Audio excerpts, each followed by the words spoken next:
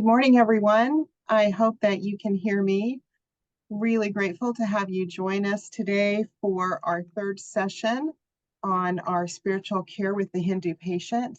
And today we will be focusing on Ishan Shivanand's specialty, which is how to help a spiritual patient from the Hindu perspective at end of life.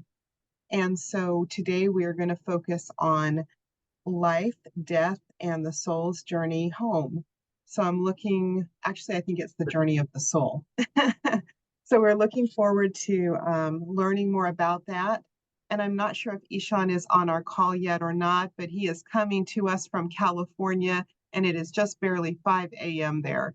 So we are very grateful that he is willing to join us so early to accommodate the needs of our organization and those of us on the East Coast who are already at work. And so just a bit about Ishan and how we connected and met one another.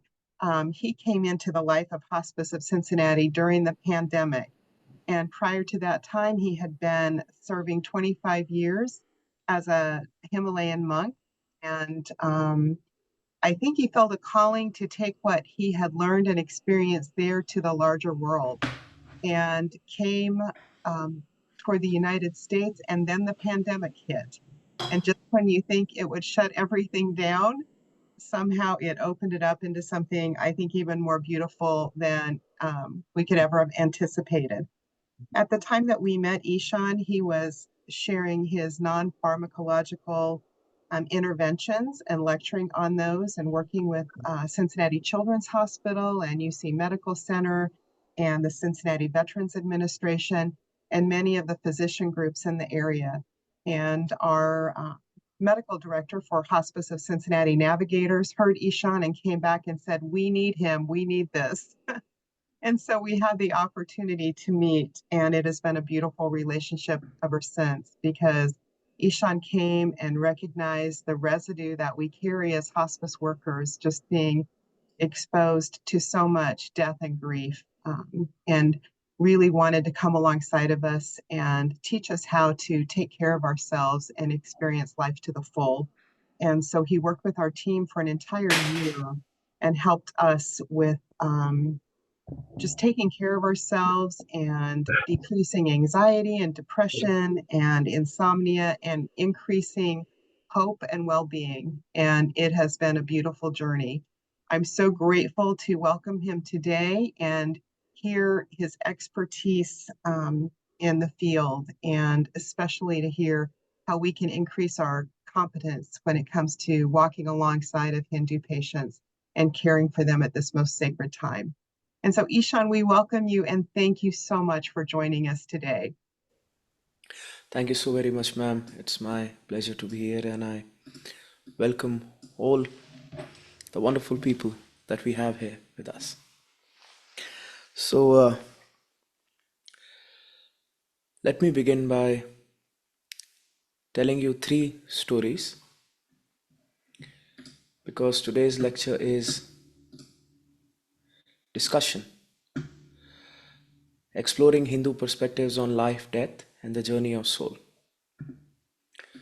So, the first story is of a boy.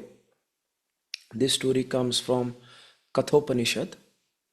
It is one of the sacred texts of Sanatan Hinduism. And in this story, there is a spiritual person who is performing a ritual in which he is donating everything that he owns. But he's being a sly fox. He is holding on to the good goodies, and he's donating all the rubbish.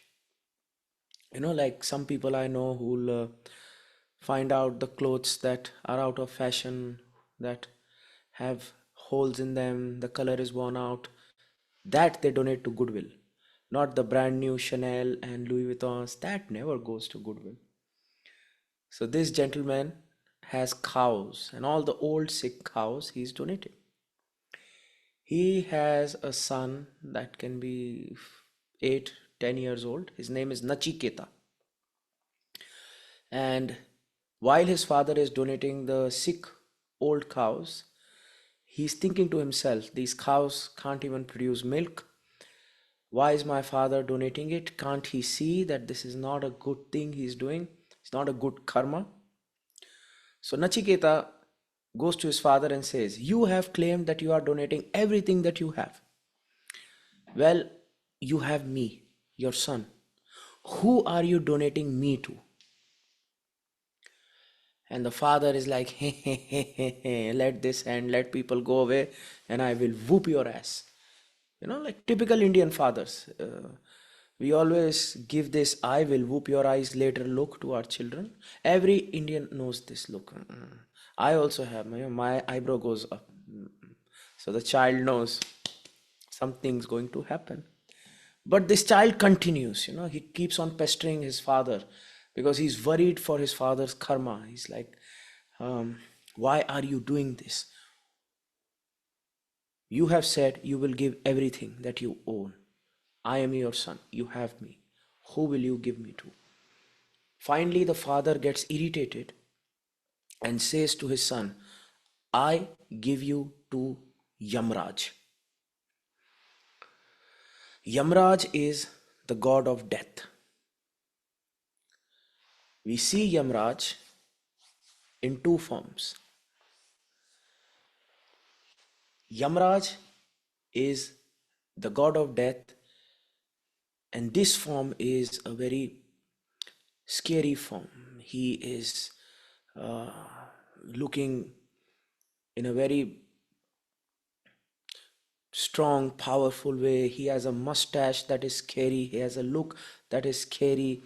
He has a rope in his hand that is scary. He has a stick in his hand that is scary.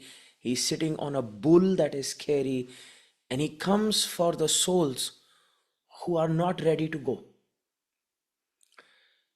And I think maybe he's so scary because, it's a job bringing souls to where they need to go. And imagine the souls who are not ready to go. They are making him do overtime. Maybe that's why he's scared. It's scary. He has a stick in his hand. Oh, I need to go. My wife is waiting. Or whatever. So the souls who are not ready to go, generally, it is described that Yamraj is associated with them. But the same Yamraj becomes Dharamraj. Now, Dharamraj is a very different version. He is wearing gold jewelry. He is very wise. He has a calm demeanor. He has a happy, happy face. And when Dharamraj comes, the soul is ready to go. So the soul and Dharamraj walk together to the transition to the next path. But the Yamraj is the scary guy. When the soul is not ready to go, so he has to, take the soul away. It's like, I am dying, no, I'm not dying. I'm dying, I'm not dying. So then Yamraj is taking me away to the next path. So the father says, I give you to Yamraj. And then the son says, okay, father, I will go to the god of death. So Nachiketa goes to the god of death. Now, how he goes to the god of death, that is not written in the scripture. But we find in the next chapter, Nachiketa is at the abode of death and he's waiting for Yamraj. So Yamraj is away doing some business, and for 3 days he doesn't come. And after 3 days, when he comes to his home, he sees a small boy waiting for him, and he feels very bad. In fact, he feels scared because in the Indian culture, Atiti Devo Bhava, meaning the guest that comes to your house is like God. And if you do not take care of him, it is very, very bad karma. So Yamraj thinks that I have a guest that came, I did not take care of him, so I will have bad karma. So Yamraj goes to Nachiketa and says, boy, I will give you 3 wishes. So for the first wish, the child asks Yamraj that my father, who is doing all these silly, silly things on the planet Earth, he's doing so much of bad karma unknowingly. I pray that he gets peace, he gets happiness, and he gets good karma. For the second wish, and that is very, very important for what we are doing here, Nachiketa asks Yamraj, what the hell happens after death? Can you tell me? Because kings do whatever they do, scholars do whatever they do, but king's power is limited to this realm. What happens after death? Scholars' wisdom is limited to this realm. What happens after death? And Yamraj becomes very scared that if this guy gets to know about death and what's going to happen after death, then it's like revealing the secret sauce, like KFC secret spice. If everybody knows this, why would anybody buy KFC? In the same way, Yamraj thought, if I tell him the secrets of life and death, then nobody will be scared of me anymore. So Yamraj tries to seduce him. Hey, I will give you the prettiest girl. But as luck have it, the boy is 8. He doesn't understand girls by now. Hormones haven't hit. He tells, I will give you the greatest kingdom. I will give you this. I will give you that. But Nachiketa is very wise. He says, no can do. Even if you give me the prettiest girl, won't I get old and die? Won't she get old and get Botox? What's the point? Even if you give me the biggest kingdom, what's the point? Won't that kingdom have a limit? And if that kingdom won't have a limit, won't I die as a king? And when I'll die as a king, won't I get frustrated that what will happen to my horses? What will happen to my jewels? What will happen to my palaces? And Yamaraj says, no, no, all that is going to happen. All that is certain. So, Nachiketa says, I want to know life and death. I want to know the soul's journey on what is going to happen. And then Yamraj explains to him. Why Kathopanishad is very, very important is because the third wish of the boy is, you have explained to me death and what happens after death. Now tell me, how do I get freedom from it? How do I get freedom from this cycle? So Kathopanishad is the Hindu text that tells you death from the perspective of the god of death. Now this scripture is not very prevalent. This is a very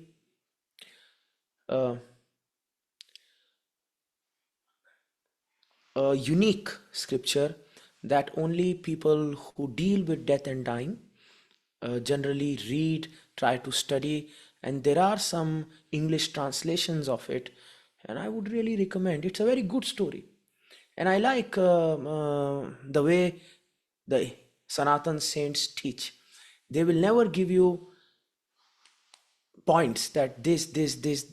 They will always weave a story into a story into a story, and you understand whatever comes to your brain. So this is Nachiketa. The second story that I would like to give you is, there is a battlefield, and on that battlefield there are almost all the warriors of the world assimilated.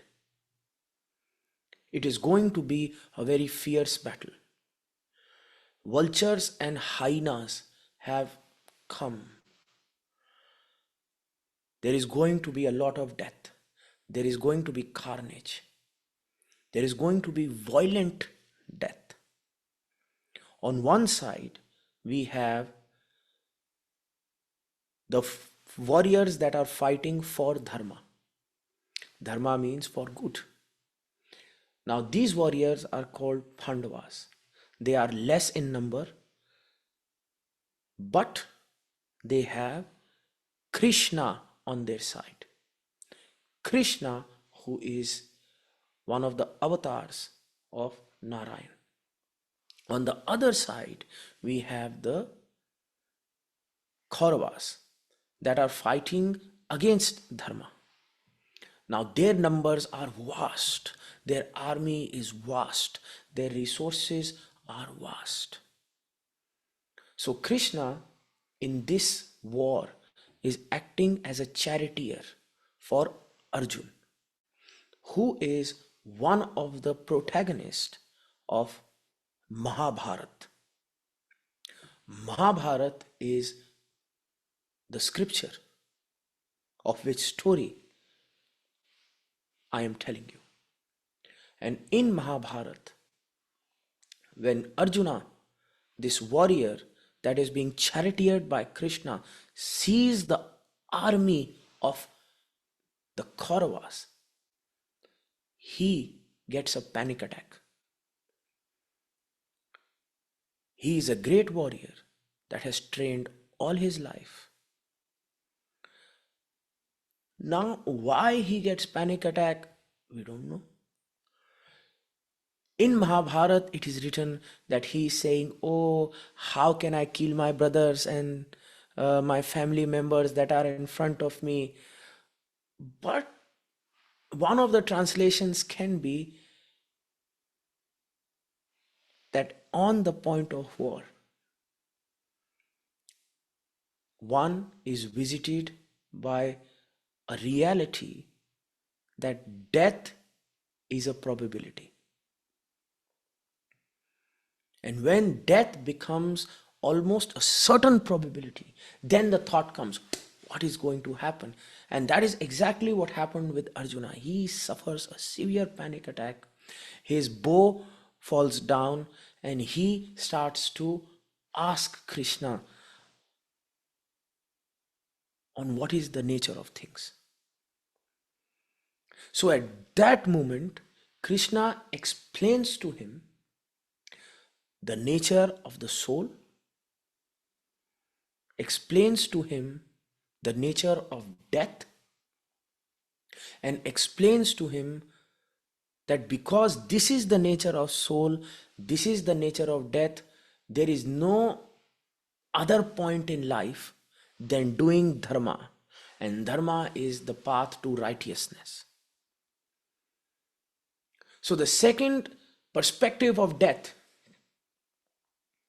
comes from Krishna. And this perspective is known as the Bhagavad Gita. And Bhagavad Gita is around 500 or so shlokas that are part of this bigger text of Mahabharata. And in the Bhagavad Gita, the pertaining shlokas that I found that are relevant to death and dying are in chapter 2 and chapter 8. And this perspective is a perspective that God gives to a king. The first perspective is the perspective that God gives to a scholar. So very different perspectives. And again, God is only giving. Now, the third story.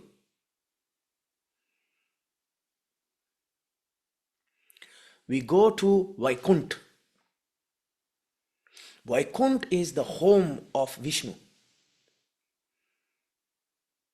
So think of Vishnu, one of the most important gods in the Trinity, as I discussed with you. And Vishnu has a vehicle, but his vehicle is not Lamborghini or Ferrari or Maybach. His vehicle is this big bird, sort of like a eagle human hybrid called Garud. And Garud is one of the strongest beings in the Hindu pantheon, Hindu mythology. Strongest when it comes to power, strongest when it comes to just sheer force and presence. And he is the vehicle. So on Garud, Vishnu travels on all the places. And Garud is very curious.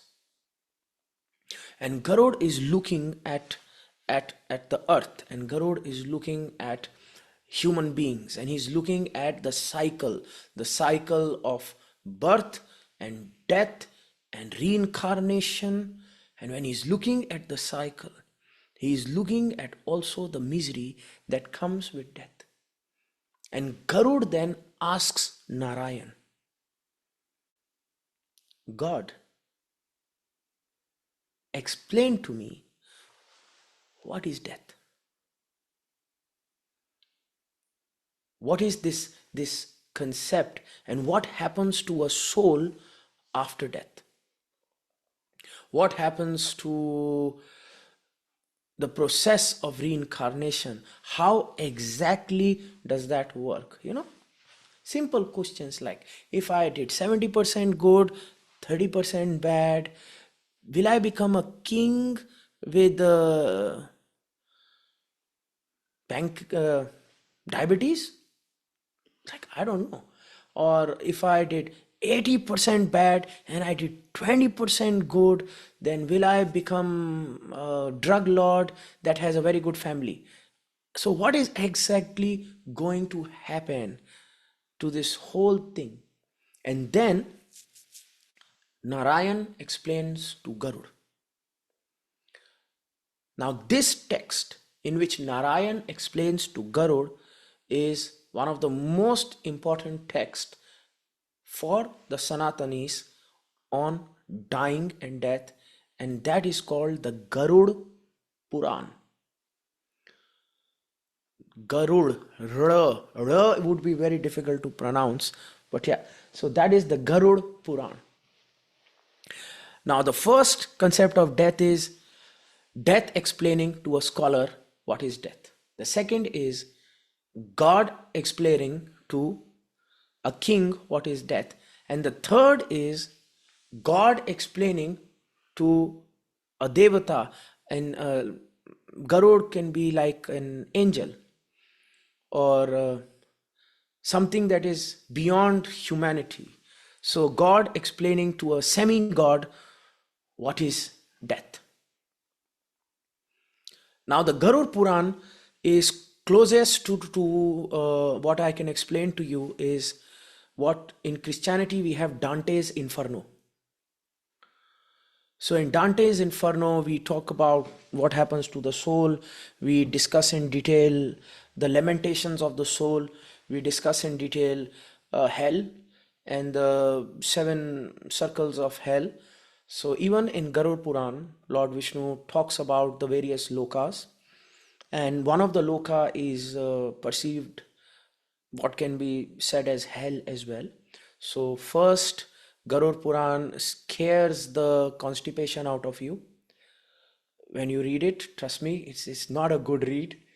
The the soul goes through a lot of journeys, but then the Garud Puran sort of after some time becomes nicer, and we start to talk about the rituals of death, how death can be. That is around chapter 8 and 9. And we start to talk about what role the family can play in death, what are the rituals that the family should think about when death happens, and what is the path that should be taken to prevent us so that our soul doesn't end up an ingredient in Master Chef. Sauteed, chopped, fried, all the things that happen in hell. We don't want that to happen. So it's the Garud Puran. So these 3 scriptures, these 3 stories are the ones that I extensively researched for preparation of the conversation that you and I are going to have today. And all the teachings or the points or all the notes that I have prepared are from these three texts, or the understanding of the soul is generally the same in these three texts. The concept of dying is same in all these three texts. And this is what I love about my research, that the antyeshti, the antim sanskars, or the preparation of death, is almost same in all sects and denominations of Sanatana Dharma. So death is the great equalizer. In life, everybody is different. So very different that even the tika, the tilak, the bindi that they will put on their forehead is different. The Vaishnavas will put a very elaborate paint on their forehead. The Shaivites will put ashes on their forehead. The malas would be different. The rosary would be different. Everything is different. But when it comes to death, all road leads to Rome.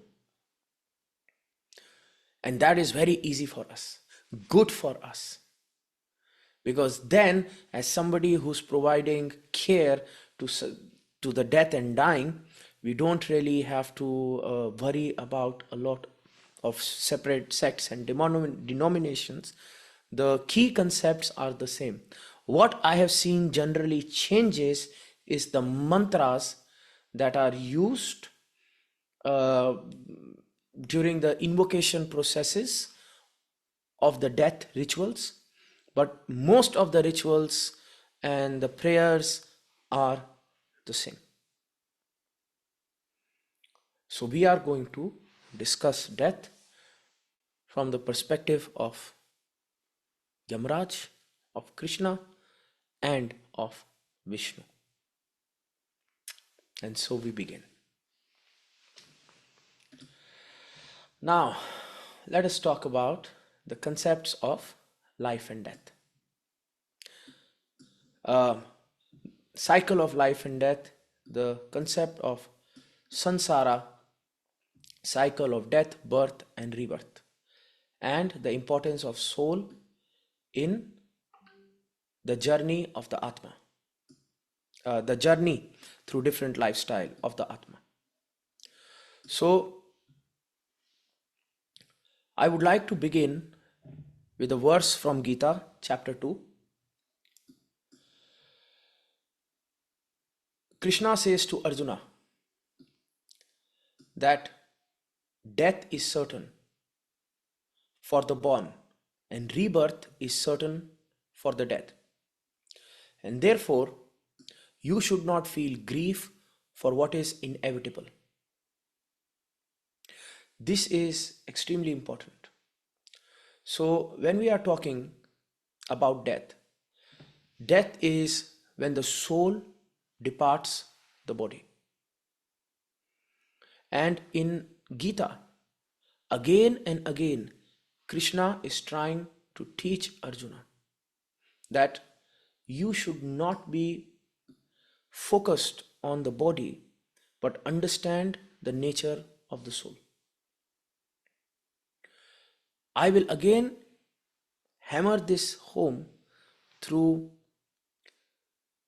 a story from, not a story, a haiku in a way, not even a haiku, a picture painted in the Upanishads.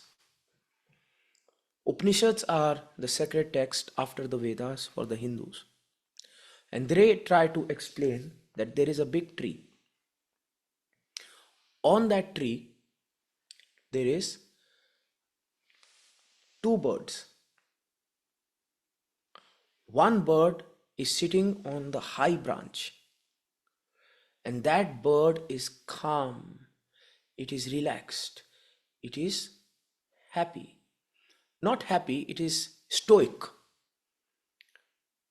It has no emotions.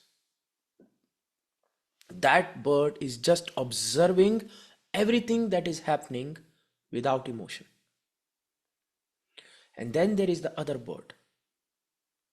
The other bird is on the lower branch. And that bird is jumping from branch to branch. It is excited. It is panicking. It has a lot of emotion. it is fluttering, it has a lot of activity. So the Upanishad is trying to explain that the bird that is on the above branch is the higher self, the Atma, the soul. And the bird that is on the lower branch is the Mana. Now the Mana is mind. Mana is the mind. The mind that is disconnected from the soul, the higher self, and the reality of the soul gets connected to the body. And when the body feels pain, the mind feels pains. When the body is about to go in a threatening situation, the mind starts to feel threatened. When the body is about to get hurt, the mind feels that, oh my God, I am about to get hurt. So the objective of Bhagavad Gita is Krishna trying to explain to Arjuna, trying to help Arjuna to release the mind from the body consciousness and raise it up to the soul consciousness. Because right now he's feeling all this panic, he's all this anxiety, all this nervousness, because his mind is like that bird on the lower branch that is connected to everything that the body will go through. So Krishna, and I would here like to say another part of the Bhagavad Gita, is from chapter 2, verse 2. And Krishna explains, so I will say 2 verses to Arjuna. The soul is neither born nor does it die. It does not come into being and it doesn't cease to exist. It is unborn, eternal, permanent, primeval. Now I do not know what primeval means. I tried to auto-translate from Sanskrit to English, and this is what I get. Okay, let us just say eternal. I think we don't need 3 words explaining the same thing. So the soul is unborn and eternal. The spirit is not destroyed when the body is destroyed. So see, Krishna is trying to raise the consciousness. And that is why a lot of the times, when we go to the next topics of today's conversation, we are going to talk about the role of family in dying. Family is very, very important in Hindu dying. Think of family as the pit stop in Ferrari racing, F1. When the car goes wee, and then suddenly it stops at a place and everybody's fixing the thing. So generally when a person is about to die, the family reads all this to the dying person. He reads the scripture, and the scripture that the family reads are these 3. Either it is Kathopanishad, or it is Bhagavad Gita, or it is Garur Puran. 99% of the time it is the Bhagavad Gita. And it is at that time chapter 2, chapter 8 are reiterated to the dying person, so the dying person can understand that the soul is neither born, neither it dies. It does not come into existence. It is unborn, it is eternal. The soul cannot be destroyed when the body is destroyed.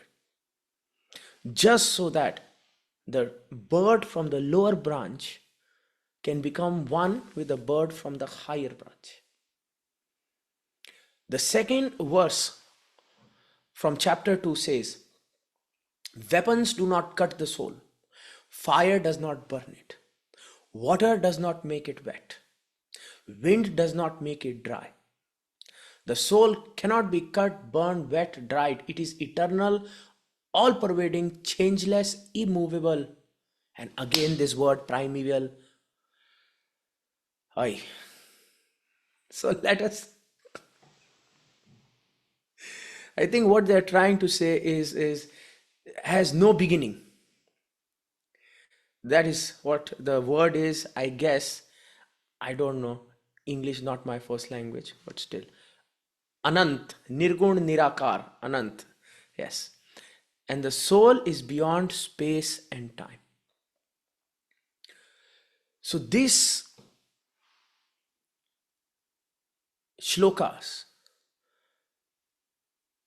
are used to bring peace to somebody who's on the deathbed. Why? Because number one, Krishna said it, so it must be true. And that is very, very important. A person who is dying, we tell him the word of God. Now, as we understand death even more,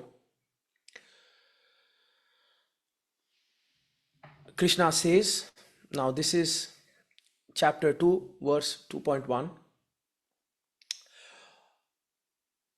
O Arjuna, how can a person who knows the soul die? A person who knows the soul is indestructible, eternal, and unborn. And then Krishna says, kill anyone or cause anyone to be killed. So, what he's trying to explain is that if you know the reality of your soul, then why are you having guilt over the duty that you are supposed to do of killing anybody in war? Or why are you having fear of being dying in war? Leave the body consciousness, connect to the higher consciousness, and just do your duty. And the same phrases are read to a person who is near death or who is on the deathbed, trying to bring in a form of sannyas. Because in Garur Puran, Vishnu says that if a person doesn't take sannyas on the deathbed, then the bad things will happen. Now, generally, Garur Puran is read also at the time of death, but I will not recommend it because I think it is too little too late. It is like preparing for medical exams 3 minutes before examination. What's the point? The bad things of Garur Puran, I think, should be taught to a child while he is going off to Coachella, so that he can, prevent himself for doing the naughty things. But a person who's dying is done already what's supposed to be done, so what's the point? So we should say the things that can be used for the person who's at the time of death. So at the time of death, Garur Puran says, Vishnu says to Garur that you should take sannyas. And sannyas means be like Princess Elsa from Frozen. Let it go. Just let go of all relations, let go of all debts, let go of all connections, let go of all attachments. So letting go of all connections of the body is known as sannyas. And this verse 2, helps us to understand this. O Arjuna, how can a person who knows that the soul is indestructible, eternal, unborn, kill anyone or cause anyone to be killed? We can think of the same shloka, the same verse, in the same manner, that how can a person who knows the soul is immortal be connected and attached to finite things? Hence, let go. So in this verse, Krishna is explaining to Arjun the nature of soul and then telling him to do your duty. And for a dying person, he is told the nature of the soul And his duty is sannyas. Arjuna's duty was war. So a dying person is told, take sannyas. The soul is eternal. That is your true nature. And then Krishna continues. Now this is, I am quoting again from chapter 2. The spirit is said to be unexplainable, yet I am trying to explain it. Okay, let's focus. The soul is said to be unexplainable, incomprehensible, and immutable. And these again, I don't know English language. Why make it complicated? The spirit is said to be unexplainable. Knowing the soul as such, you should not grieve for the physical body. Basically, let me go back to Hindi, my core competency, and let me try to explain in simple English rather than the thesaurus English. So, Atma ananta hai. Atma nirgun hai, nirakar hai, meaning the soul is infinite. And that infinite is unfathomable. It is vast. It is beautiful. It is immense. It is like the universe. And if I know that the soul is infinite, then why should I grieve for the body that is so finite? In the Shaivite traditions, we are taught Aham Brahmasmi. And this is a very good meditation that I would like to recommend to all of you. Aham Brahmasmi literally is I am the universe and the universe is within me. I am the universe and the universe is within me. So the monk sits and he tries to visualize the universe inside him. And I think this is also a very good meditation that a person who is dealing with end of life care can give to a person who is dying. Just say to him, Aham Brahmasmi, Aham Brahmasmi, and then tell him that you are the universe and the universe is within you. Connect to the nature of reality. And what this is trying to educate us on is, what Krishna is trying to say is, again, disconnecting us from the body consciousness and connecting the lower bird to the higher bird.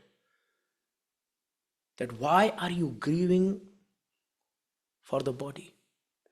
If you are the universe, then you are all the planets, all the stars, all the skies, all the suns, all the moons. You are all the galaxies, all the solar systems. And this body is like the little tidbit of food that remains, the broccoli that's in our teeth. It's easy to let go. So don't be attached to the broccoli in the teeth. Imagine if somebody goes to the Michelin star restaurant and eats shua fufui and fui shishi and like all those, that's the names. I don't know what they are. Fu fu fu. And a person eats fu fu fu and then the little fu fa fi is stuck and then he's holding on to it that, oh, it is that from the anniversary dinner. I am not going to let it go. It's so special to me. It's the fu fa fu that I ate in that Michelin star that my wife took me. I'm not letting it go. What will you call that person? You call that person a dodo. It's just something that has no relevance anymore. Just take out the damn broccoli. So even Krishna says, You should not grieve for the physical body. It's just, it is gone. It did its part. When the broccoli was being chewed, it must have been delicious. When it was being brought to you by the pretty waitress and you were looking at her rather than the wife with whom you are celebrating the anniversary, it must have been nice. So that deed is done. All that is happened. Now focus on Aham Brahmasmi. You are the universe and the universe is within you. And the body has no meaning. And then Krishna explains all beings are unmanifest or invisible to our physical eyes before birth and after death. They manifest between birth and death. What is there to grieve about? And I think this is a very beautiful statement. Miss Patty, where was she before she was born? Where will she go after death? Oh, she is going to the highest heaven, that much I know. But still, where was she before she is born? Where is she after death? This is the same question that Nachiketa asks to Yamraj. But this question is given as a statement, as a thought to Arjuna by Krishna, that we do not know of this person that you are in love with, where it was and where it will go. You were given the gift of this person when the soul decided to manifest in that certain time period as your relation. But like Krishna explains in the previous verses, that the cycle continues in the same manner. Now the soul, just like before birth it was on a journey, is now after death going on the other journey. So why grieve? Just meditate and accept on this truth that Aham Brahmasmi. Now from chapter 2 of the Bhagavad Gita, we go to the chapter 8 to understand the concept of life, death and rebirth. In chapter 8, Krishna reveals the art of dying to Arjuna. He mentions whatever state of being one remembers when he quits his body, that state he will attain without fail. Here he is warning before he was suggesting. In chapter 2, he was suggesting, don't grieve. What is the purpose of grieving? Don't feel sad. The soul is immortal.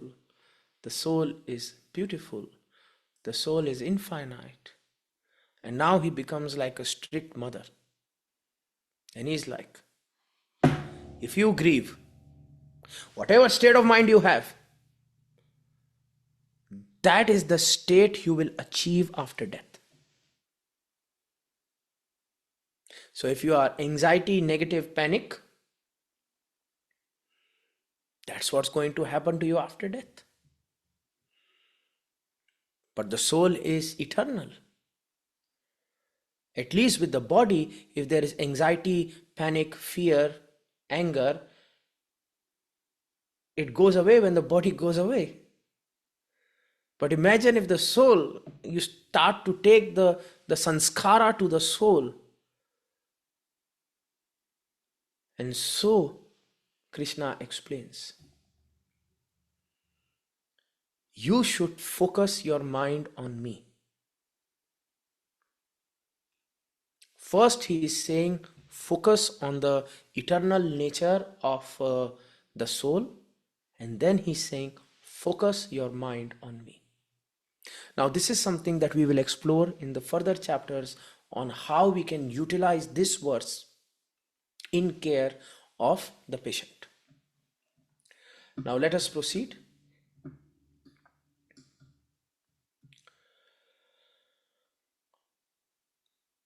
Death is certain for the born and rebirth for the death. Chapter 2, verse 27. So if we try to understand sansar according to this concept, according to Krishna, as in the Bhagavad Gita, there are a few key concepts that are very important to understand the sansar. The first concept is reincarnation. So as I explained to you in the previous conversations that we have had, reincarnation is the continuation. And reincarnation is a tool that can be utilized in end of life care, because reincarnation is comforting. Reincarnation is where Hindus believe in the transmigration of the soul, where the soul is reborn into a new body after death, and where the soul is born, it is determined through our karma. But Krishna is saying that one of the key things on where the soul goes after death is how you die.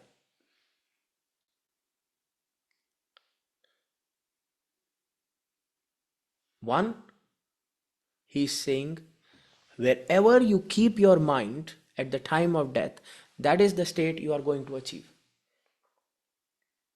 So at the time of death, very, very, very important to take the mind to Krishna.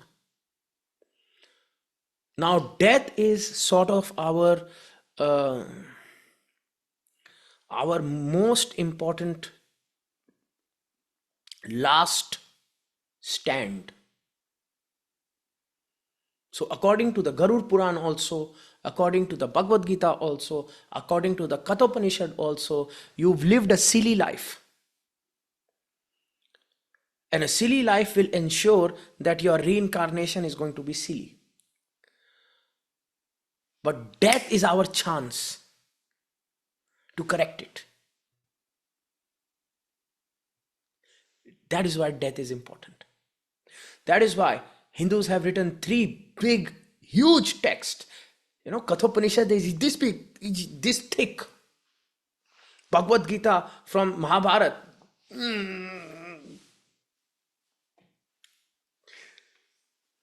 Because death is so important. That is where we can rectify all our wrongdoings. Death is where sannyas can happen if it has not happened in life. Letting go. Death is where the ascension can happen if it has not happened in life, meaning the bird from the lower branch to the higher branch. Death is where God must be remembered, because then that assures a good reincarnation, a good transmigration. At the time of death, moksha cannot happen, liberation through these rituals, but a good continuation can happen. So this is a very important concept of the sansar, reincarnation. Karma is a key concept. Karma is, as I explained to you, the action, and To every action, there is equal and opposite reaction. Or the three types of karmas, the sanchit karma, the prarabdha karma, and the kriyaman. Moksha is a key concept of the sansar, which is the cycle of death, birth, and reincarnation keeps on happening until and unless the moksha is achieved. And again, moksha is when the lower bird from the body consciousness goes to the Atma Bodh. And Atma Bodh literally means knowingness that I am the soul. Not just saying I am the soul, but knowingness. It's not called Atma Vakya, it's called Atma Bodh. Atma Vakya means speech that I am the soul, I am the soul, I am the soul. No. Because if I say I am the soul, I am the soul, I am the soul, and somebody pinches my butt, I am going to go, ow! How is it Atma Bodh? I may say I am the soul, but the body is getting hurt and I am getting hurt. But when the Atma Bodh happens, I can see that person coming to pinch my butt. And the butt gets pinched. And then I choose how I want to react. If I want to react, ow, or if I want to react, slapty slap, or I want to react, I forgive you. Go into your pinchiness. Atma Bodh is the realization that I am infinite. Aham Brahmasmi Shivoham Shivoham. And Atma Bodh, knowingness that I am the soul, is what leads to liberation, moksha, from the concept of death, rebirth, and life. Now, what can help us in this Atma Bodh is dharma, rightful action, righteous action, positive action, knowing of the scripture, knowing of the path, knowing of the sakaratmak positivity, and walking that path can help us in achieving to the state of righteousness. Now, sansar is the fundamental concept of Hinduism. Not just Hinduism, also its tributary religions, which are Buddhism and Jainism. It refers to the cycle of birth, death, and rebirth through which souls are passed in various forms of existence.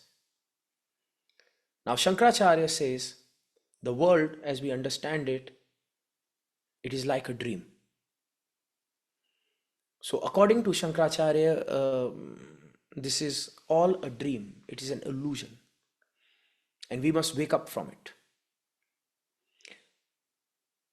And the beautiful concept of Shankaracharya were utilized to make the movie Matrix.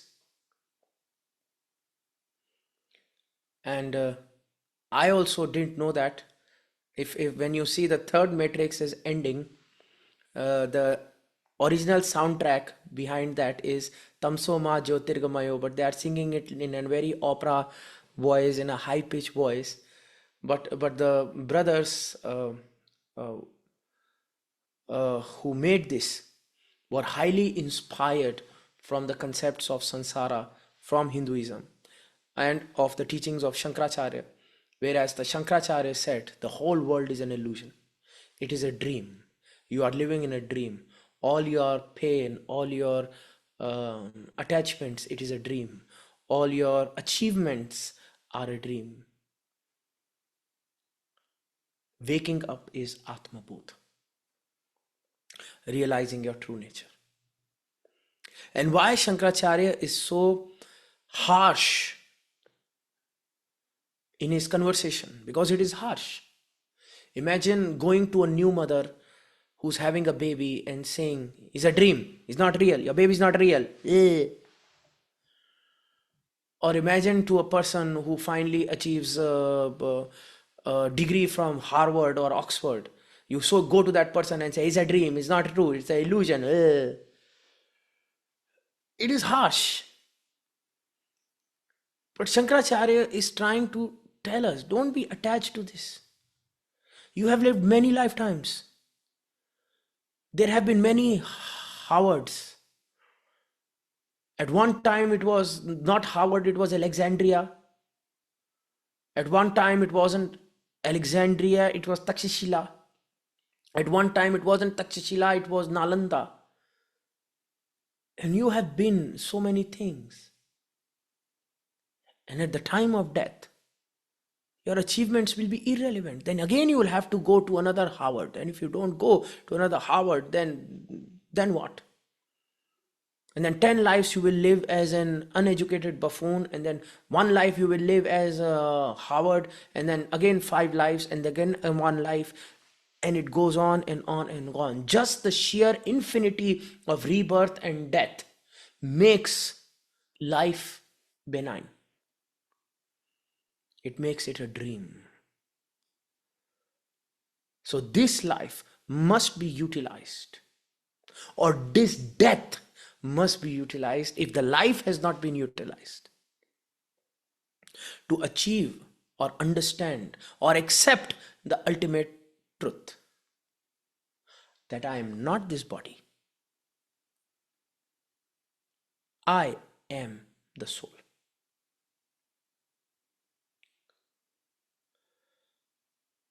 And now why, when Shankaracharya said this,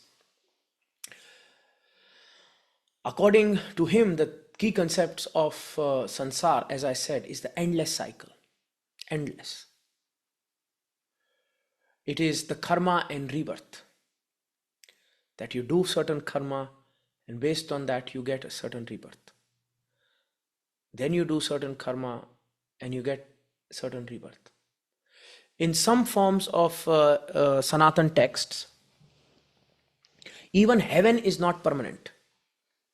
So heaven and hell are also based upon your karma. So we don't have heaven and hell. Yamraj explains to Nachiketa lokas. Loka means different realms. Different realms are the places where soul can go, and out of that, even heaven, as in the Christian concept, is one of the lok, which is Indra lok.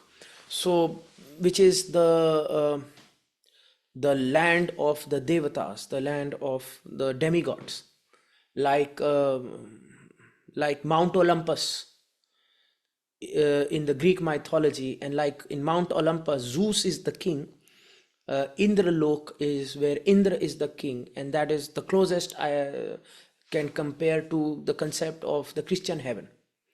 But Yamraj is explaining that whereas in the Western theologies, heaven is a place where if you reached it, then it's it. There you are there. But according to what Yamraj explains, is that even in heaven, your karma is your currency.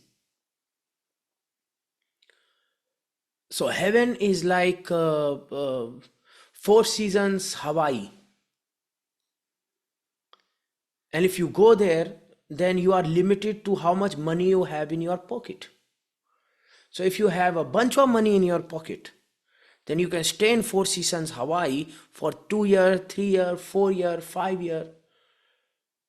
Or, if you do a lot of good karma, if you are like Mother Teresa and you've just done good karma, then maybe you can stay there for a bunch of centuries, or however time is flows in heaven.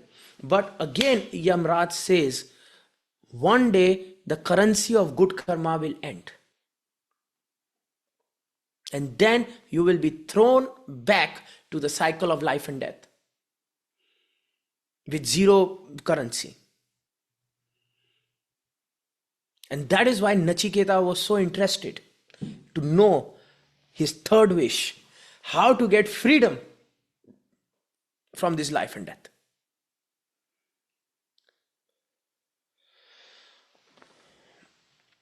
Also, in dharma, what is important is liberation. We have to achieve moksha, and that is like the core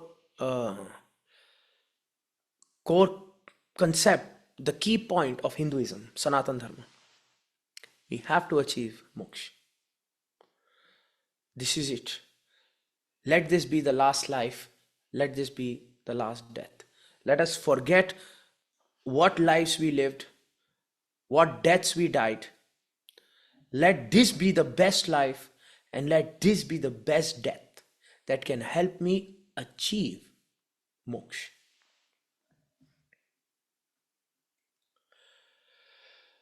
Liberation or moksha can be achieved through various paths. Paths like Bhakti Yoga, Jnana Yoga, Karma Yoga, and Raj Yoga.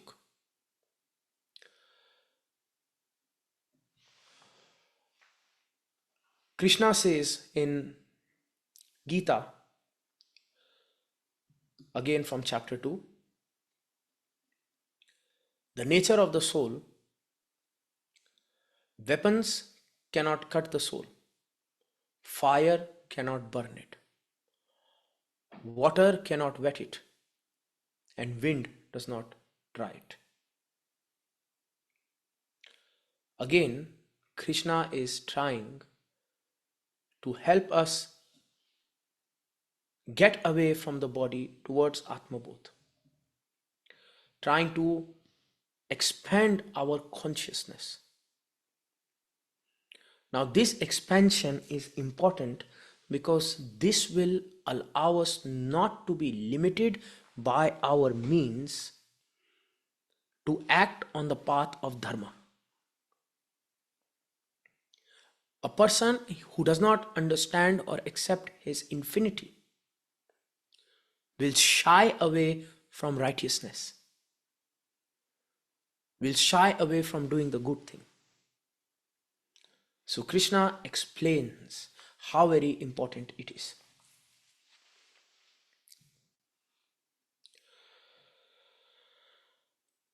Gita chapter 18. One can understand the supreme reality as he is only by devotional service. Let me correct the English. One can only understand the supreme reality by devotional service. And one is in full consciousness of the supreme by such devotion, he can enter into Vaikunt, the kingdom of God. So here Krishna is trying to explain, and it can be very important in our death and dying, that bhakti or devotion is extremely important at the time of death. To understand God, one needs surrender. Bhakti is surrender, acceptance, and love. Surrender, acceptance, and love of one's deity. It could be Shiva for the Shaivites, Vishnu for the Vaishnavas, Krishna for the Hare Krishnas, but one must bring the bhakti towards that. And once such bhakti is achieved, then when a person dies, liberation happens.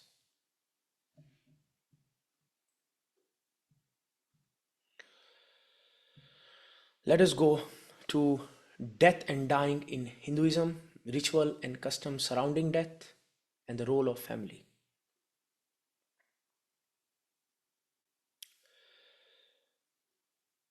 We go to chapter 2, verse 22 of the Bhagavad Gita.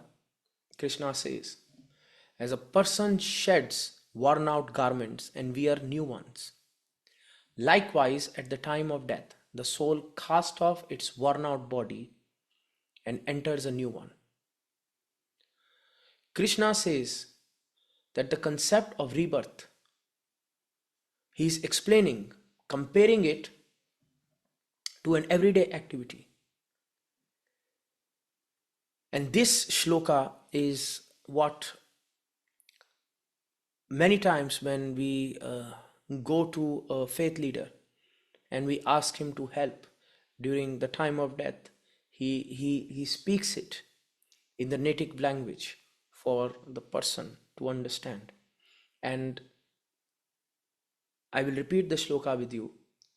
As a person who sheds out worn out garments and wears new one, at the time of death, the soul casts off its body and enters a new one.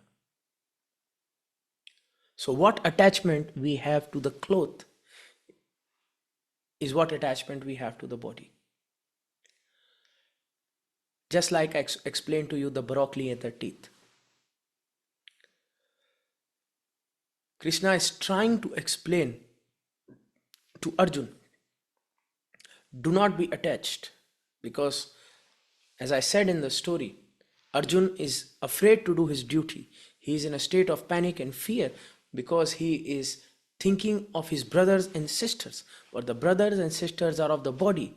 The soul doesn't have any brothers and sisters. So all the truths are being revealed to Arjun so that the bird can go from the lower branch to the higher branch and understand that there is no need of attachment. The duty must be done in complete stoic nature. In Hinduism, death is considered sacred. Family members gather around a dying person to provide comfort and prayers. As I said, family members play a crucial role at the time of death because it is the family members who are reading the scripture, who are reminding the dying person of the duties that he has at the time of death. Not just the duties, there are also some ceremonies that are involved at the time of death. And one of the things that I found in various sacred texts that are similar, which I would really recommend to you in hospice care, is tulsi, basil. Not pesto basil, sorry. Holy basil. Holy basil is tulsi. If we can have a holy basil plant in hospice, because holy basil plant is very, very important as a form of comfort to the man who is dying, because in all the text of the Gita, the Garur Puran, not in the Kathopanishad but in the Gita and the Garur Puran, there is the importance of tulsi, where tulsi is kept on the bedside of the person who's dying, and tulsi is also kept in the mouth of the person who's dying. And that is one of the ritual that a person is supposed to do, the family of the person is supposed to do at the time of death. And if the tulsi pot is there, it will add good decor to the hospice. It will add good oxygen to you when you are burnt out. It will look pretty, and it is a sacred object that will provide comfort and culturally appropriate care to your patients. And if we can have a big plant, because if you are going to take out a leaf each time somebody is dying, when I was at hospice, so many people were dying, our plant will become ganja. Ganja mean bald. So maybe we can have 3-4 plants, or I don't know, a big plant. But yes, you will see immediately, if you bring the plant, the family will be happy, the patient will be happy. So the rituals are generally concerning, if we look at Garur Puran talks about ritual, and it talks about three things in the ritual. It talks about tulsi, holy basil. It talks about til, sesame, sesame, sesame, Sesame. sesame, Yeah. sesame. Yeah, you get it. As long as what my pronunciation, you get me happy. Good, good. Just so yeah, sesame, and then it talks about krusha grass, which is salt reed grass, and the scientific name is Desmostochi pipiniata, salt reed grass, kusha grass, and this kusha grass we will have to see if we can find in North America. But sesame and tulsi is something that we do find in North America a lot, and it is something that can easily be provided. And a little bit of til is sesame is put on the bed of a person who is going, because sesame says it is coming from Vishnu himself, and he explains that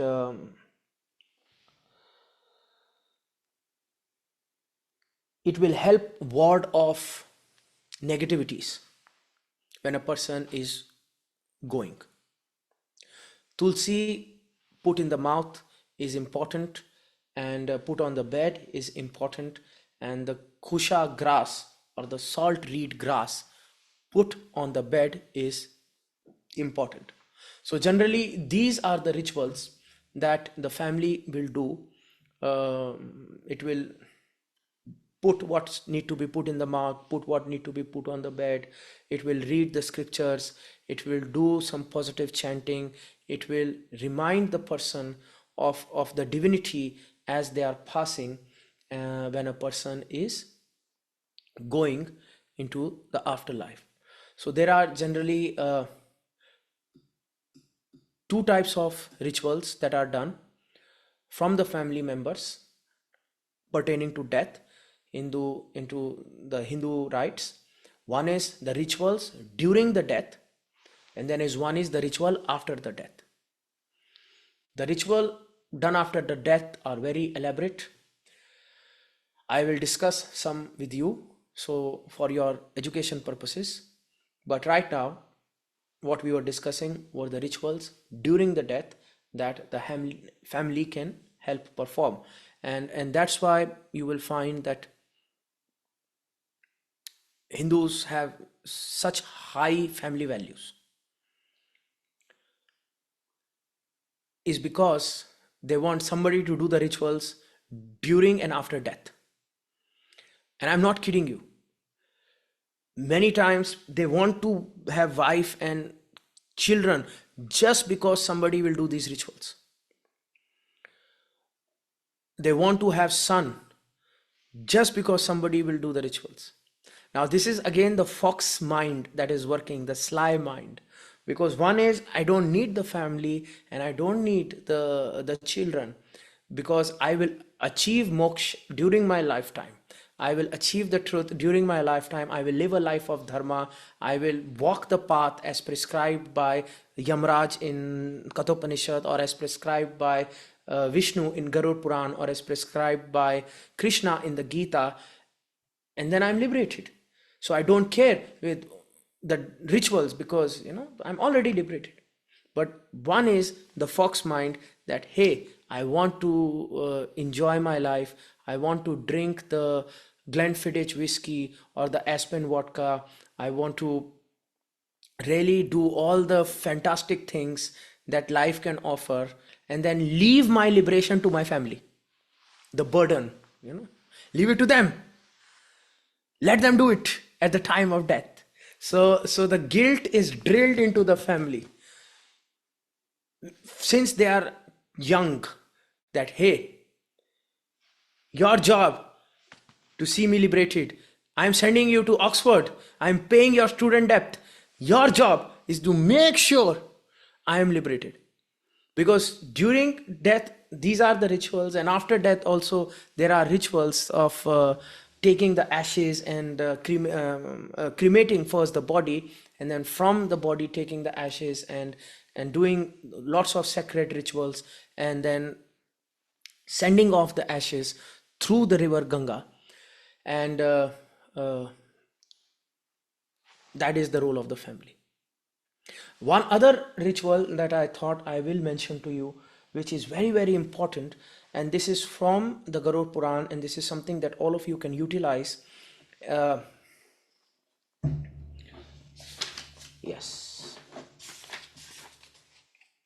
excellent. Now, this is meditate on Ganga,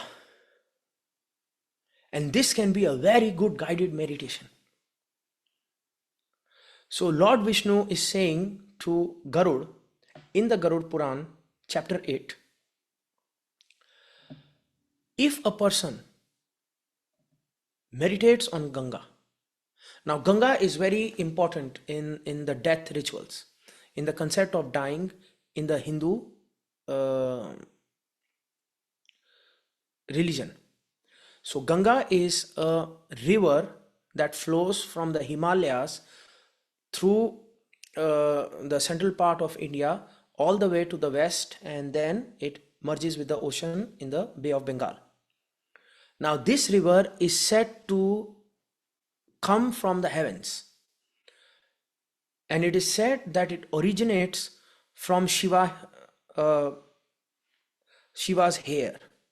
So Shiva is sitting in meditation, and somewhere in the Himalayan mountains, Shiva is deep in meditation, and from his hair, the Ganga is slowly flowing from the Gaumukha, from where the Ganga originates, and it is coming. It is also said that in Ganga, the Amrit fell, the nectar of immortality. And because Ganga comes from the heavens, because Ganga is flowing from the hair of Shiva. Now, why it is in the hair of Shiva is, I'll just tell you the story a little bit. There was this guy called Bhagirath, and his ancestors were naughty, and they did not achieve liberation. So he went to the gods saying that my ancestors were naughty and they did not achieve liberation, but they are dead. So how can I put tulsi in their mouth when they are dying? How can I, do all these shenanigans that are prescribed in the Garud Puran? Because they are dead. They're already gone. They are ancestors. When they're dead, how they're dead, I don't know. So then the god said that there is one way, one more way to help them find liberation, and that is through Ganga. If the ashes of your ancestors can go to Ganga, then that would be a way for them to get liberated. So Bhagirath asked, where is Ganga? Where is this river that you are talking about? And they said it is in the realm of the gods. So lokas, what Yamraj explains, there are various lokas, various dimensions, various realms. It is in the realm of the gods. So Bhagirath does lots and lots of prayer to ask Ganga to come from the realm of the gods into earth. So when Ganga is coming, then Bhagirath become afraid, and people become afraid that Ganga is such a force. It's a big force. It's a big water body, and if it just lands on earth, boom, there is going to be a great flood and everybody going to die. Younger dryas is going to happen. See, Hindus, when they are writing their stories, they are so physics is involved, so they like to make it real. And so then they start to worry that if Ganga comes from that high realm onto the planet Earth, what's going to happen? So Bhagirath asked, thinks that who is the one person in the whole of cosmos who is able to take the force of Ganga, and that is Lord Shiva. So then Bhagirath prays to Lord Shiva and says, my friend, Ganga is going to come. We need it to help to bring liberation to my ancestors. Can you help? And Lord Shiva is always in meditation. He is just happy to help anybody. He doesn't speak a lot. He just meditates. We call him the innocent God. And then Ganga comes and Shiva catches it in its hair. So it just comes boom, and he catches it. His hair, and his hair is like dreadlocks. Think Bob Marley. He catches it in his hair, and then from his hair, Ganga is flowing.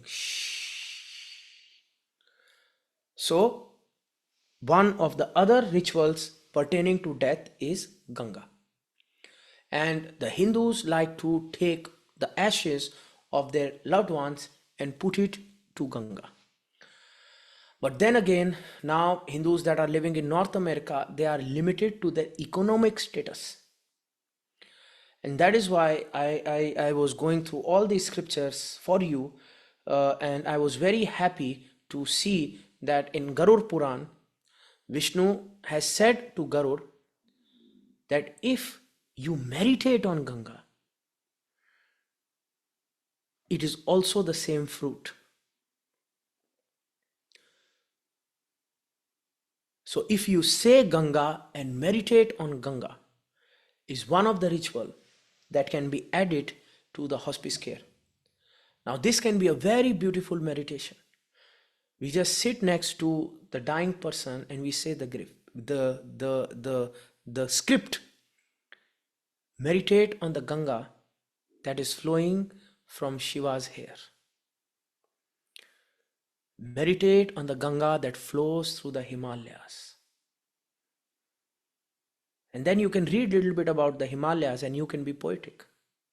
As long as the word Ganga is said over and over again, Vishnu is happy. So meditate on the beautiful valleys as the Ganga flows through Rishikesh and Haridwar. Two important words for the dying man and the family of the dying man. Visualize yourself on the banks of Ganga in Rishikesh. Feel the water coming to your face. And trust you me, as you will say this, if the dying man is cognizant and they know English, there will be a big smile on their face. They will be so happy. And then tell them, Vishnu has said to Garud, if you think of Ganga, you remember Ganga, you shall achieve liberation.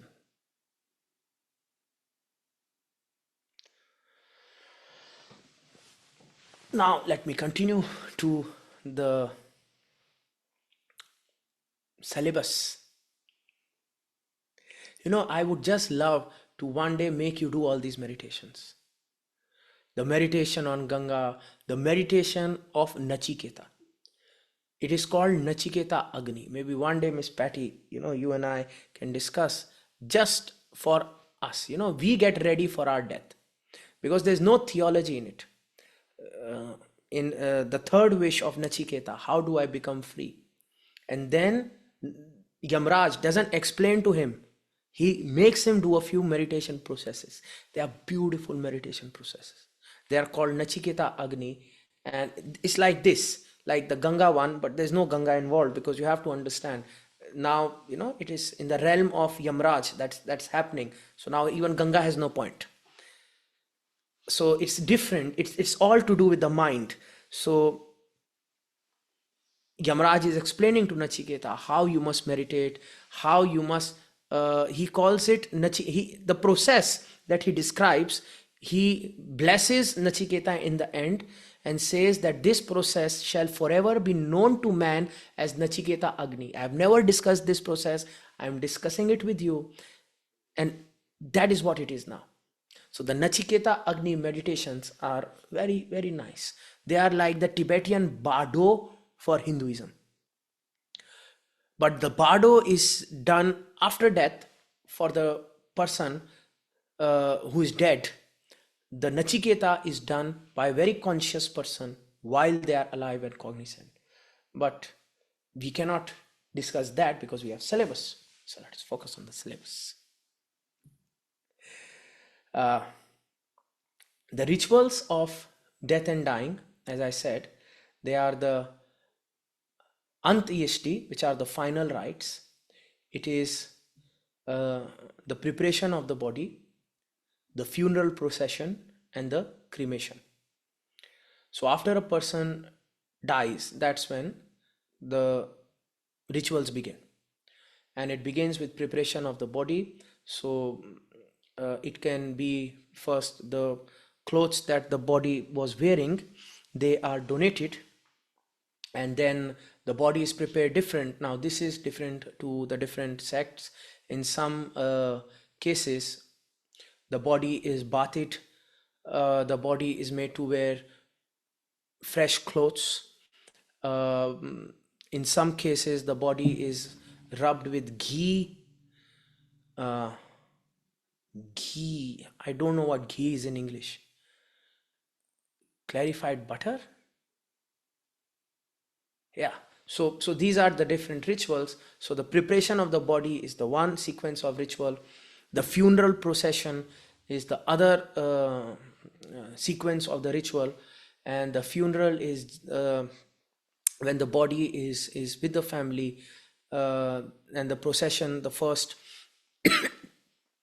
the family meditates as the body is there, and then finally the body is taken away, and there is whole rituals connected, mantras being said, prayers being said, as the body is being taken to the cremation ground. And finally, while the cremation is happening, cremation is when the body is put on blocks of wood, and then the last rites are done, the last mantras are said, and the body is finally put to death. And after cremation, the ceremony continues into rituals and offerings. And rituals and offerings are when the cremation is done, finished, then the family starts the Shraddh process. So the Shraddh process is now when the soul is on the ongoing journey. So what can be done to help the soul on the ongoing journey? So if the Shraddh is done properly, this soul, and now we are talking about the soul that does not have the Atma Bodh. For that soul, all these things need to be done, because that soul is going to go back to the process of rebirth, go back to the process of life and death. So that soul needs help from the family that has lived. So Shraddh means rituals like Pindadan. Pindadan is when I have done the offering and I have done the final acceptance that there is no relation between me and the soul that has gone. So the soul gets motivated. So imagine if the soul is sitting and waiting that, oh my brother, oh my sister, oh my mother, and we have done the pindan, that we have said that, oh you, I have nothing to do with you, get lost. In a nicer way, not like get lost, but oh you, we have done the Shraddh ceremony, we have done the Pindadan, now the rituals are complete. I free you from all karmic debts, all karmic bondages, and all karmic attachments. There is no tether that is connecting you and me. May you now go ahead in your journey, and as Krishna says, you were before birth and you will continue after death. So let your continuation begin. I will not go deeper into the Shraddh ceremony, because it is something that the family need to do after death. So hospice may not be involved, but where hospice can be involved is the final cloth and the final shoe that the person was wearing, that need to be given back to the family so that it can be utilized in the Shraddh ceremony and the processes. After the Shraddh is done, then there is the mourning period that the family goes through, which is generally 13 days, in which they wear certain clothes, they fast, they pray, they abstain from celebratory events, they avoid certain foods, and after this is done, the mourning period, that is when the ashes immersion happen. When according to your economic means, again I will say it, according to economic means, the ashes are put in either Ganga. I was also told that in North America now they put it in the Great Lakes in Chicago. What is that Great Lake? The name? Michigan. Michigan, Lake Michigan, yes. So I was told that there is a place in Lake Michigan that has been earmarked for this cremation, and some holy men have made it into a holy place so that people who do not have the economic means to FedEx their relatives to India after death can take the ashes into the place. So I would just say ash immersion. So basically the ash need to go to a water body, a divine water body. Because if I just say water body, then person will put it in a brook or a creek or a sewage. We don't want that. Divine water body. The role of family in end of life care is extremely important in the Hindu traditions and rituals, because the family is, as I said, it does the ritual during death and after death, and the family provides spiritual guidance. So the family, when a person starts to die, or when a person starts to wither, or when a person starts to leave their cognitive sensibilities, that is when the family acts as spiritual guidance counselors, where they continue to bring scripture into the lives of their family. Now we go towards moksha and liberation from samsara, understanding the ultimate goal of Hindu life and the paths to achieving liberation, karma, bhakti, and gyan.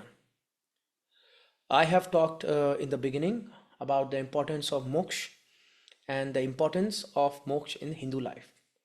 I would like to talk about now how the path to moksha are explored, and here I'm going to explore 4 paths. But before we begin, Krishna says in Bhagavad Gita chapter 2 verse 51, those whose intellect have become steadfast with spiritual knowledge understand that God is supreme. Consequently, they renounce attachment to the fruits of their actions, offer everything to Him, and accept everything that comes from Him as prasad. In doing so, their actions become free from karmic reactions that bind one to the cycle of birth and death. So Lord Krishna is explaining to Arjuna. One, he explains, understands the nature of Atma, and then he explains, understands the nature of Paramatma. So first he explained to Arjuna the nature of the soul, and then he is explaining to Arjun the nature of the supreme being, the supreme soul, the supreme being from which everything has come. And he's saying that the person who accepts the supreme being and the infinity of that supreme being through his spiritual knowledge, then that person, it becomes very easy for them to renounce their attachment to their actions and surrender to the outcome as prasad. Because if I understand the universal nature of divinity, then I understand that in everything divinity exists, and in everything there is a divine will that is involved. So that helps a person becomes stoic. And when a person is stoic, then the person is more peaceful to what happens. in life. The path that can help us to find the understanding of the Supreme Being can be Karma Yoga, Bhakti Yoga, Gyan Yoga, and Raja Yoga. Each path that I choose will define and prescribe my dharma. Dharma is the righteous way of living, and it is my action towards moksha or liberation. Following my dharma will help me accumulate the positive karma, and it will help me go towards the liberation. So the dharma in Karma Yoga is the path of selfless action. Karma Yoga emphasizes the performance of selfless action without attachment. Practitioners of Karma Yoga strive to act accordance to the dharma and the moral principles, dedicating their actions. By engaging in action of right attitude, individuals purify their mind, overcome selfish desire, and accumulate positive karma. The key concept of Karma Yoga is duty, selfless detachment from results. Krishna is trying to teach Arjun Karma Yoga during the battle of Mahabharata. Next can be Bhakti Yoga. Bhakti Yoga is the path of devotion. So in Bhakti Yoga, our dharma becomes surrendering to the divine will, understanding the divine will, and performing prayers, ritual, and mantras that can help me surrender to that divinity. The key concept of Bhakti Yoga is love to the divine. The dharma of Bhakti Yoga can be bhajan, satsang, prayer, meditation to my deity. Then can be Jnana Yoga. Jnana Yoga is the path of knowledge. Practitioners of Jnana Yoga seek to attain spiritual realization through pursuit of knowledge, introspection, and study. So Jnana Yoga can be studying Kathopanishad, Bhagavad Gita, Mahabharata, Nachiketa Agni, or Garur Puran. And when I study the scripture again and again and again and again, then my neural pathways, my thought, my cognition, my attitude starts to get designed, starts to get transformed, transmuted according to the scripture. I start to perceive reality according to how that scripture has built my knowledge. So the practitioner of the Gyan Yoga believe a lot in study and then restudy and then meditation on that study. So Smaran and Manan is very important. Study, then meditation on the study, and then repetition of the study, and then repetition of the meditation of the study. Once that is done, then the key concept will become self-inquiry based upon the study, and then the discrimination between the real and unreal according to the concepts of the study. And finally, knowledge and awareness of the self upon the study. So an example of Jnana Yoga can be reading the Gita and then doing self-inquiry, how much of I align with that Gita, and then doing the meditation that how I can align more and more with the concepts that are given by Krishna, and then visualizing myself again and again based upon the knowledge given by Krishna. Then comes Raja Yoga, which is the royal path. And the royal path is practice of yoga, meditation, discipline to burn the karma or to increase the awareness or evolution. So practitioners of Raj Yoga utilize various meditations techniques including concentration, breath control, mindfulness to still the fluctuations of the mind. So bhakti is the path of surrender. It is the path of every single person. It is a path of a person who doesn't have means. A path can be a path of a person who doesn't have mean. Can be, but it is soft. The royal path is, the king. He wants something. I want it. I want the awareness. So I will do yoga asana till my ass hurts to find the truth. Bhakti is I surrender to God. You will reveal me when you will reveal me. But the king says, no, I want it now. So what can I do to expedite the process? What is the force that I can apply? I am the pusher. I am the one who is overcoming the inertia. I am the one who is doing the action. And the action can be the various techniques, the various forms of yoga that exist, of pranayam that exist, of discipline that exist. Through these four paths, moksha can be achieved in life, or as we discussed, through the rituals of death. I think I have already discussed reincarnation and karma, and I did discuss how karma is the currency that influences the cycle of birth and death.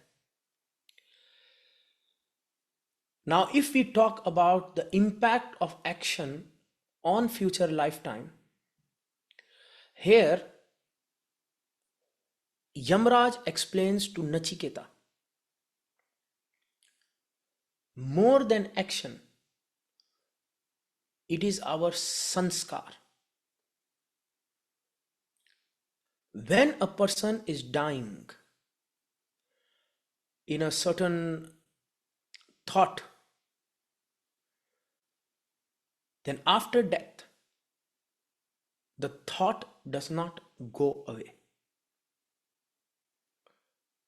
So there is a mantra in the Hinduism, Gayatri mantra, which is said to be a very divine mantra, and it says Om Bhur Bhuva Swaha Tatsavitur Varednyam Bhargo Devasya Dhimahi Dhiyo Yo Na Prachodayat. So the beginning explains about the loka. So Bhulok, Bhuvarlok, Swarglok, and so on and so forth. So Yamraj is saying, based upon your thought, you will go to a lok. And this even Lord Vishnu explains in the Garud Puran. So let us assume we are attached to our family. Then our soul will be stuck to the Bhulok. The Bhulok means the earth and all its trees and palaces and this and that. And then there will be a desire to be reincarnated near our attachments. So let us assume if somebody is having a baby in our family, then I want to be that baby that is being born so I can be near my creations. Or if the desire is too much to be with your creation and your family, then Yamraj explains, Lord Vishnu explains the cycle of reincarnation according to the samsara. You want to be near the family. Now, a dog is having babies in your house. Then maybe the puppy is your uncle. Or there is much more greater desire that I want to be near my family no matter what. The mosquito is laying eggs, based upon your desire. So now, do not sweat the mosquito on your arm, because it could be your uncle. He sucked your blood while he was alive, and he's sucking it now when he's dead also.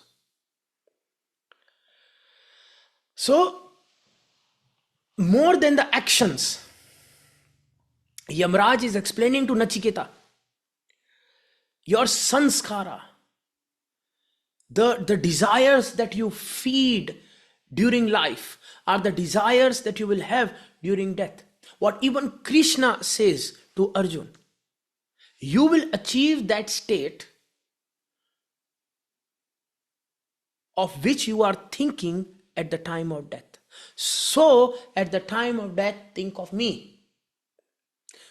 But it is very difficult to, at the time of death, think. So, Hindus practice to think of Krishna all the time, so that it become a habit. So that when you are dying, it is your second nature to think of him. The practitioners of Bhakti Yoga, they think of Krishna when they are excited, Hare Krishna. When they are sad, Hare Krishna. When they are angry, Hare Krishna. When they are afraid, Hare Krishna. So that it just becomes second nature. So that even when death comes, Hare Krishna. Yay! At the time of death, I am thinking of Krishna, I have achieved liberation.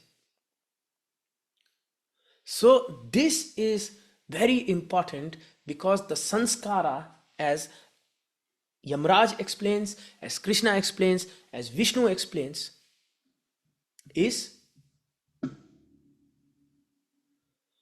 going to have an impact on my reincarnation or my freedom from from life and death.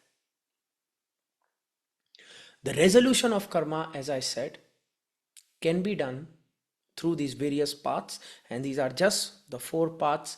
In the previous lectures, I have discussed other paths as yoga, as hatha yoga, as tantra yoga, as lay yoga as well. So as we continue, we go towards supporting Hindu patient and families, the cultural consideration, and providing spiritual support for the Hindu belief. The cultural consideration, I believe, some that I pinpointed for you would be family involvement. If we can motivate the family to be part of the dying process, or if somehow family can be made part of the dying process, is important. And other cultural considerations that I would recommend is, again, having a tulsi plant, having sesame, and if we can have this text, Bhagavad Gita, in the hospice care, and in that text, if the chapter 2, the verses that I have talked about, and the chapter 8, the verses that I have talked about, can be highlighted, and they can be read for the family as well as for the person who is dying, because it will bring care and comfort to both. I will not recommend again to bring Garur Puran, because the first quarter of a book is Dante's Inferno equivalent, not good. The Bhagavad Gita, and if even the printouts can be taken of the said chapters and verses, given to the family, so when the family is coming, we say, can you read this to the person, or you yourself are reading while the family is sitting. It can be extremely comforting for the Hindu. If the tulsi pot can be put, so if we have a small pot, so we just use it to put next to the dying person. We don't pluck the leaves, but it can be the sacred object that is put. So like we put rosemary for certain religions, or we put the cross for Christianity. The tulsi plant is common amongst all denominations, and it is said that the divinity resides inside the tulsi plant. And if the tulsi plant is put next to the person that is dying, it will bring great comfort to the person who is going through the process. The other considerations could be the food and dietary, but I'm sure that is something which the healthcare professional HCP are already pretty aware of. Other could be sacred objects. We can ask the family what other sacred object can be provided for the end of life care, because as Lord Krishna says, whatever you are thinking of at the time of death, that is the state that you are going to achieve. So if we can have at least the picture of the prominent deity, which would be Shiva, Ram, Krishna.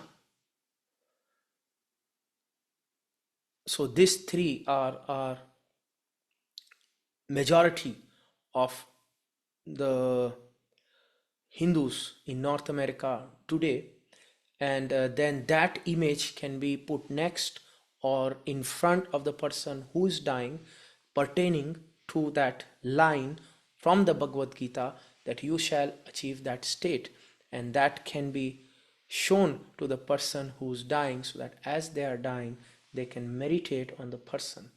Also, the end of life that I said, if a meditation on Ganga can be scripted on where Ganga is coming from and where Ganga is flowing, and if a person can be taught to visualize himself on the banks of Ganga, meditating on the Ganga, and then we can ask them to engage their five senses, which would be hear the Ganga, feel the Ganga, smell the Ganga, and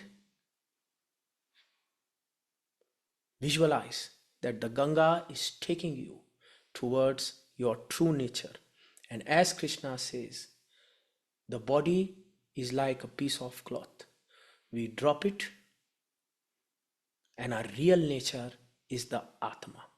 Our objective is the Atma Bodh.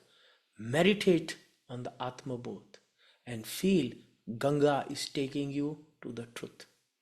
Is something that even the family and the patient will get great comfort from. That being said, we go to the last part, which would be the discussion and reflection. So if there is any query on this topic, over to you. So much to think about. Thank you. It seems like there is a lot of interest in perhaps participating in the meditation you were speaking of, Ishan. I don't know if that's something we would do separately or if we could add that on to the very last session. I will let you think about that. Yes, ma'am. And there's one question that I see a difference between samskara and sansara. Um, sanskar is,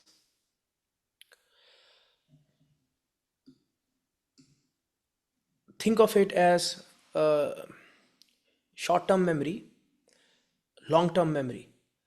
So when you are being said a number 6891645, it goes in your short-term memory. Then you forget it.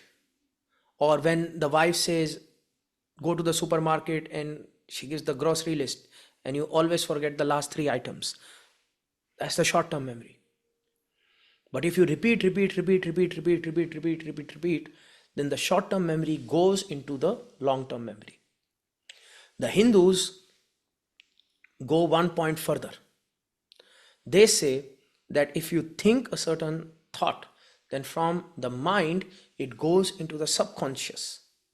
And then it gets deeply ingrained into your subconscious, into your Jnanamay Kosh, into your DNA, and it becomes your sanskar. So you think something and you repeat that something, then it becomes ingrained into who you are. Then all your thoughts and actions is based upon your sanskaras. Meaning what you do and experience is your creation only. So you begin pure innocent, unknowingly you create the karma, unknowingly you keep on creating the karma, and then the karmic process becomes the sanskara. And now the karma is automated. Now you can't help yourself. A story that I can tell you to explain this, is or forget story. A simple process is intracellular memory. So when a sportsman is playing sports, they are not thinking about their actions. They are working through the cellular memory. They have done that action so many times that now it is happening on its own. Now the cellular memory is being engaged. That's why a basketballer knows where the ball will go even before the ball is going there, because it's in their cellular memory. Now imagine if karma goes into the cellular memory and it becomes sanskara. So first, when you are given alcohol, you are thinking, should I not, should I not? But when you've drank so many times, then it's a sanskara, it's a habit. Now imagine if so many times you drink alcohol, alcohol can become addiction. What if negative action becomes sanskara, habit? Now you can't help yourself. A thief can't help himself but to do thievery. A gambler can't help himself but to do gambling. A liar can't help himself because now it is his sanskara, it is in his nature. So now he has to do a lot of dharma to break that sanskara and come out of it. Sansar is all of creation. So sansar is the place where the soul is. So sansar is the stage where the soul is doing its drama.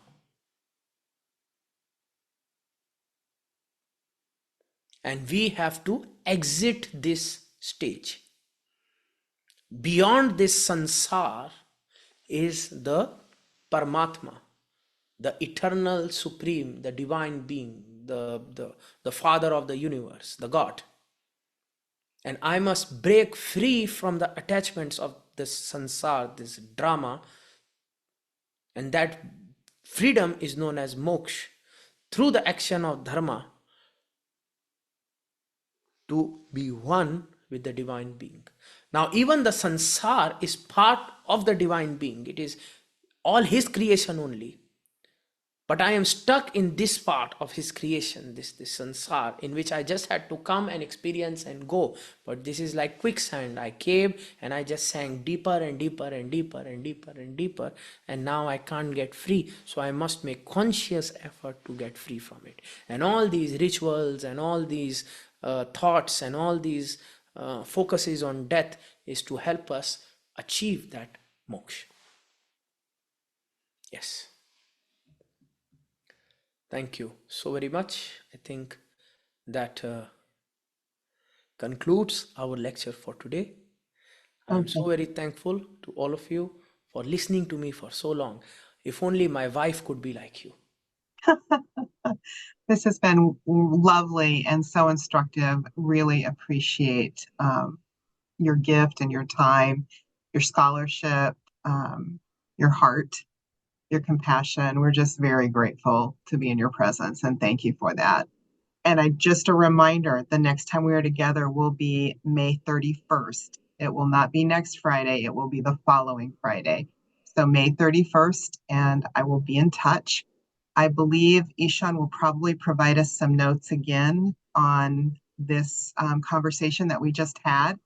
And we'll make sure that I send that out to the notes from session 1 and session 2 to those who have just joined us for session 3, so that you have a broader understanding of everything we've learned so far.